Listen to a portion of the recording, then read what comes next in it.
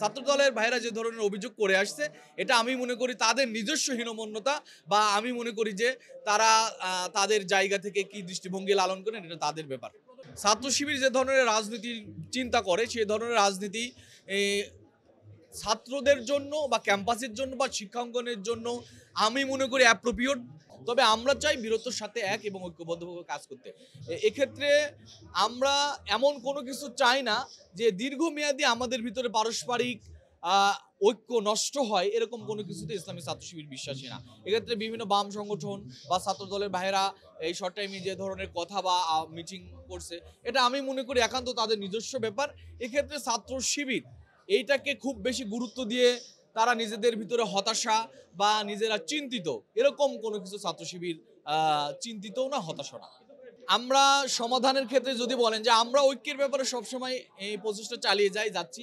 যেমন এই প্রদর্শনীতেও আমরা যারা আমাদের ব্যাপারে কথা বলছে তাদেরকে আমরা ইনভাইট করছি। তার মানে আমরা চাই যে ঐক্য, এখানে তারা আসুক, আমাদের সাথে কথা বলুক, আমরা তাদের সাথে যোগাযোগ রাখি। গতকালকেও আমি আমাদের পক্ষ থেকে ছাত্রদলের কেন্দ্রীয় কমিটির সভাপতিকে এই মিটিংয়ে দাওয়াত দিয়েছি, তিনি আমাকে ধন্যবাদ জানিয়েছে।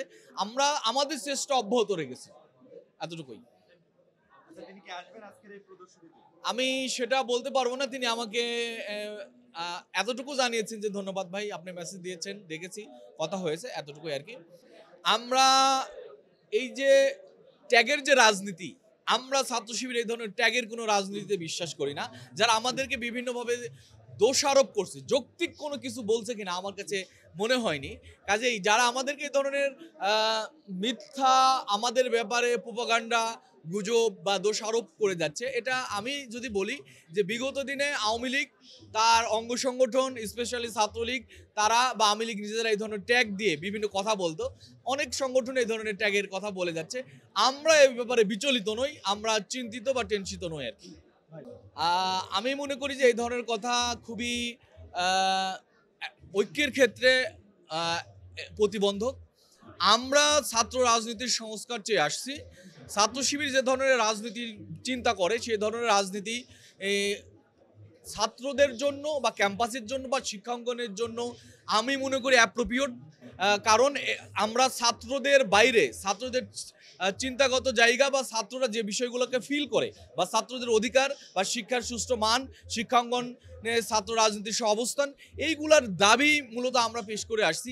এর বিপরীতে কেউ যদি আমাদের ব্যাপারে বিভিন্ন অভিযোগ পেশ করে থাকে, এটা তাদের নিজস্ব ব্যাপার, ব্যক্তিগত ব্যাপার বা তাদের দলীয় ব্যাপার হতে পারে। এই ব্যাপারে আমরা খুব বেশি, আমি আবারও বলতে যাচ্ছি যে এটা নিয়ে আমরা খুব চিন্তা করার সময় আমাদের খুব কম। আমরা আমাদের নিয়মতান্ত্রিক কার্যক্রমকে সবসময় অব্যাহত রাখছি এবং এটা আমাদের অব্যাহত থাকবে।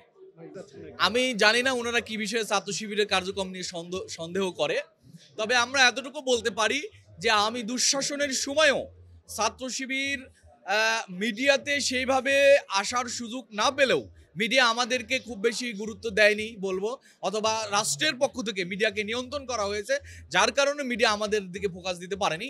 তবে আমরা এই আওয়ামী দুঃশাসনের 15.5 বছর আমাদের কার্যক্রমকে অব্যাহত রেখেছি। প্রত্যেক দিনই ছাত্র শিবির কাজ করেছে। আমরা আমাদের সেই কার্যক্রমের কথা মিডিয়াতে না বলতে পারলে সোশ্যাল অঙ্গনে আমাদের সেই কথাগুলো বলে আসছি। 15.5 বছরের প্রত্যেক দিনের কি করেছি তার চিত্র আমরা সোশ্যাল মিডিয়াতে রেখে দিয়েছি।